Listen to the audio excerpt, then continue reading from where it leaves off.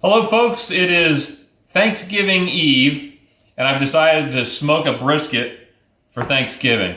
These are really satisfying to do and I thought I'd make this video because I've done several of these. I've learned along the way. It's a lot easier to do this than it probably seems if it's your first time. And I'm going to walk you through the basic steps on smoking a perfect brisket. It is not complicated. You can see on this side it's really white. There's a lot of fat on there. And then on this side, there's not as much fat. The first thing you need to do, I've taken this out of the wrapper and I've rinsed it off with water just to get any gunk off. The first thing you need to do is trim certain fat off. And there's plenty of videos on YouTube to watch that'll tell you how to do it. And I'll briefly explain it because it's not that hard. Any of these hard, you can feel this, it's really hard. You're gonna cut that off. There's a bunch there. Then on this side, you want to leave fat anywhere, you want to leave about 1/4 of an inch of fat on this entire side. You can't really see well over here, but this is a huge chunk of fat, a couple of inches thick there. This is huge. I'll end up taking off 3 or 4 pounds of fat, and you do want to do this. One tip when trimming the fat, you need to have a good sharp knife. A steak knife is not going to cut it. You will be sawing and messing with it for a long time. I bought this knife. It's curved. It's somewhat flimsy and flexible, but it's really sharp. I'll put a link in the description field if you want an idea of the one that I'm using. It's really good, but you need to have a dedicated sharp knife for this or you'll struggle with it.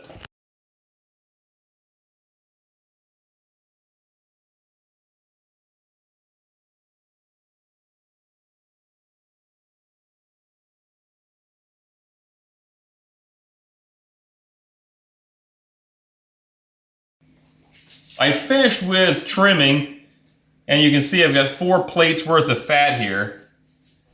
That's how much came off. This isn't rocket science how to trim this. You take a knife and you cut it off until you get down close to the meat. You want to leave some fat on there. Some advice says leave 1/4 of an inch thick fat there. You can see I've got some, but for the most part it's off. And then this side didn't have nearly as much, so I didn't have to cut much there. This was the side that was all white, and you saw that. Now I'm going to put the rub on it, and this rub is what's going to allow it to form that nice hard, crusty, what they call bark. The first thing I do is I took a little bit of apple juice, and I take apple juice and I just sprinkle it on a tiny bit, just so that my mixture, my rub mixture, has something to stick to. But my mixture is just equal parts pepper and salt mixed together. And then for the first time, this brisket, I added a little bit of garlic powder. Some folks say that helps it taste really good. I didn't add much. Usually I just add salt and pepper. So now I'm just going to sprinkle this liberally all over the brisket.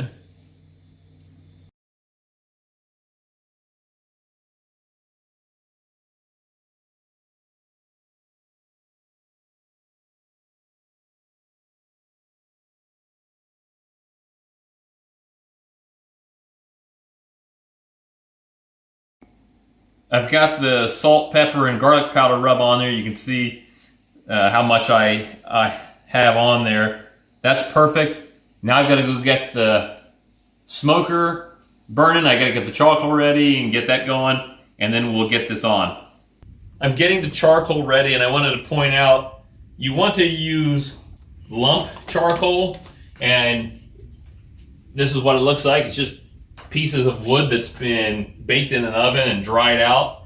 And you don't want to use the briquette. You don't want to use anything that's got lighter fluid in it. While the charcoal is heating up, I wanted to show you a couple other things here. I've got this Bluetooth thermometer. It's a digital thermometer. You don't have to have the Bluetooth version, but it's really handy. It comes with a couple of probes, and I'll show you once I hook it up, but I've got grates that the brisket's going to sit on. And this comes with a little bracket that clips into the grates. Again, I'll show you later. And I take the probe and I place it in the bracket so that the probe will tell me what the temperature, the air temperature is in the smoker. Don't rely on the thermometer that's built into the smokers. They're completely unreliable, and they're measuring the temperature at the top of the smoker, not where the meat is. So this is going to set right about an inch above the grates, and the air temperature will be shown on there. And the Bluetooth part of it will send it to my phone. So I'm going to have this set so that if the temperature gets too hot or too cold, it'll set an alarm and wake me up tonight.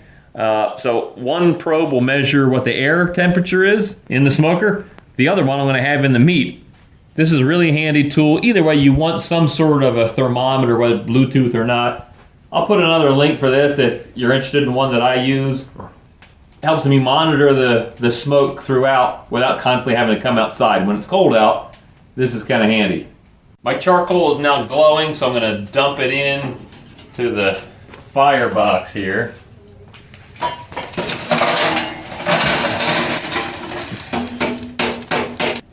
Now that the charcoal is in the smoker, I wanted to tell you, I use oak wood. You can use any kind of wood you want. I just happen to have oak trees, and this is some of the best wood to use for smoking a brisket. It's somewhat mild. In my smoker, I'm going to spread these grates out and scrape them off, but I put two pans underneath, and I fill them with water, maybe about a half full of water, and that just keeps the temperature somewhat stable in there, but also these catch the drippings from the brisket as it's cooking. That way I don't have grease and fat in the bottom of my smoker, and then eventually it'll rust. I've got the charcoal in the firebox. I also added a piece of oak wood like I was showing you earlier. You can see the smoke coming out. You want it kind of thin, like that. You don't want billows of smoke pouring out, so that's just about perfect. I've got my Bluetooth thermometer here. The one that's going to go in the meat is hanging out, so it's measuring the ambient temperature. I'm going to smoke this at 250 degrees. Some people say 230. 250 is perfectly good. You can see it's still going up. Once it gets to the temperature, I'm going to put the brisket on now because it's warming up and it's going to be just fine. Once it gets to the temperature, I'm going to set an alarm that will turn on if it gets below 215 degrees or if it gets up to 270. So either of those bounds, I want to know about it. This thing will start beeping. It's time to put this brisket on. The wood that's smoking smells fantastic. This is a lot of fun. The salt, pepper, and meat mix as it was sitting in there smells fantastic. This is going to taste great tomorrow when it's done. And there's two parts of the brisket. The flat part, which is this thinner, flatter part, and what they call the point here. I'm going to have the point closer to the firebox because it's a thicker piece of meat, so it can handle the heat more, and it needs more heat. So I'm just going to plop this on there, and you can see that I've got my pans of water in there. I'm going to plop this on there. Oh, that smells good. So we're going to just close the lid. I'm not going to open this. I'm not going to open this thing all night because there's no reason to. I know that the brisket's in there, so there's no reason to look at it. The only other thing I'm going to do, when I go wash my hands, I'll come back out and I'll plug that thermometer probe into a thick part right here, thereabouts. That way I can monitor the temperature, and when it hits 165 degrees, it's several hours from now, it's probably going to be the middle of the night, and I'll set an alarm on my thermometer app so that I know when it hits that. I'm going to take it out, I'm going to wrap it in butcher paper, then place it back in here, the rest of the smoke. Other than that, this lid will remain closed and it's going to smoke for hours, and the product is going to be great. I'm looking forward to it. I'm now going to put the probe into the thick section of meat. The smoke so far is going great. I just want to... That'll be good enough for now. Because I opened the lid, the alarm beeped and said, hey, you're too low. I set it between 215 and 270, so when I opened it, the temperature dropped. So right now our meat is 55 degrees. I'm going to change that preset so that wrap brisket, that's what I titled it. So at 165 degrees, this is going to wake me up tonight. If I'm lucky, it'll be at 7 or 8 in the morning. For those of you that are lucky enough to have an electric smoker, you're not going to have to mess with the charcoal all night. I'm going to. I'm probably going to have to get up at least once, but more likely twice, to keep enough charcoal and wood in there But anyway, I'll see you in the morning when it's time to wrap the brisket. It's a couple minutes after 6 a.m. and my Bluetooth alarm just went off and said that our brisket has gotten to the 165 degree temperature. So let's take a look. Oh yeah, that looks pretty good. So I'm going to take this out, put on some butcher paper. This thing smells incredible. What I've got here is butcher paper, not quite wide enough, so I just put 2 pieces here and wrap them together. I'm just going to wrap this brisket up real tight.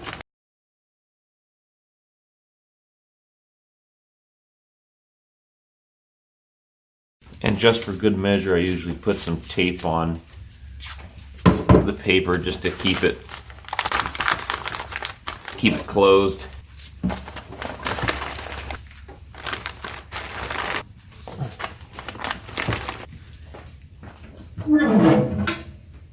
Now I'm just going to put this back on the smoker.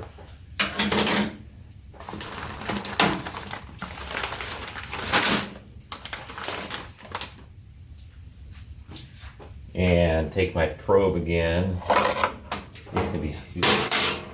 These probes are hot, so you want to use gloves to handle them. I'm just going to stick it back in the thick part of the meat. And that'll be it. Let it go for several more hours, and when it hits 200-ish, 203 degrees, 198, something like that, it'll be done. We're back. It's Thanksgiving evening. I'm tired of waiting for this thing. It's time to eat, but not quite. We're about an hour away because I'm going to take this brisket out. I'm going to set it in the cooler and let it rest for an hour. The brisket's up to 197 degrees. There are lots of different ways to tell if a brisket's done. Whenever I've gotten it to 195 or higher, the brisket is done. Folks will tell you that 203-ish is the right number, but I'm tired of waiting. I want to eat, and trust me, this thing's going to be good. So I'm going to take it out. That's what it looks like after smoking with the butcher paper on it. Take the probe out. I'm just going to lift this thing up.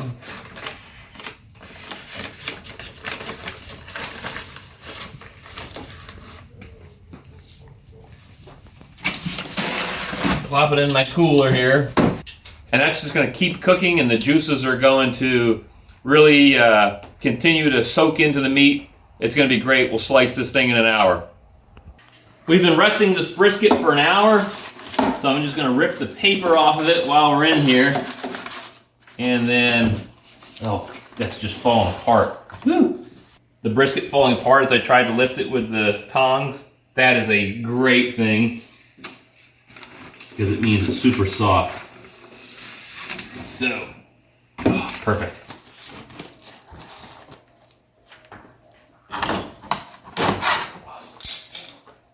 This is the finished product. It smells incredible. You're going to need a knife, of course, to slice it. You can't just use a steak knife. I mean, I guess you can, but this stuff will pull. I like to use one that's got a serrated edge. I'll show you a link in the description field for where I got this one. You see all these thin lines going through there? That's the grain of the meat. You slice perpendicular to that. This top one has a slightly different grain than this. And I'm just going to show you what this thing looks like. And this is the point section that you got to cut slightly different angle. But this is so juicy and wet, you can see, that just pulls apart. That is fantastic. Good luck if you try a brisket. It's really that easy. The steps I showed you, and you can just walk away, let the smoker do the rest of it.